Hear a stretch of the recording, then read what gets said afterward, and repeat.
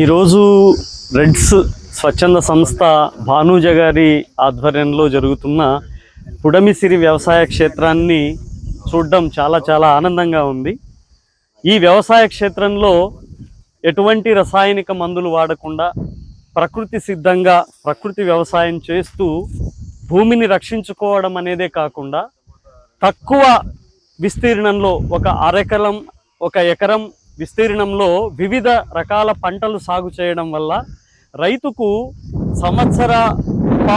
సంవత్సరం పొడవునా దిగుబడి ఆదాయం వచ్చేటువంటి విధానాన్ని ఇక్కడ ఏర్పాటు చేయడం అనేది ఇది చాలా స్ఫూర్తిదాయకంగా ఉంది.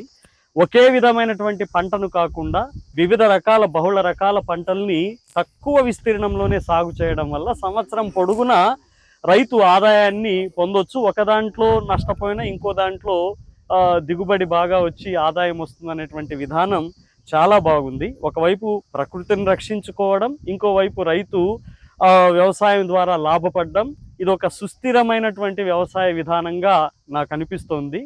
ఈ మోడల్ని రైతులు ఆచరణ చేస్తే గనక చాలా బాగుంటుందని నాకు అనిపిస్తోంది.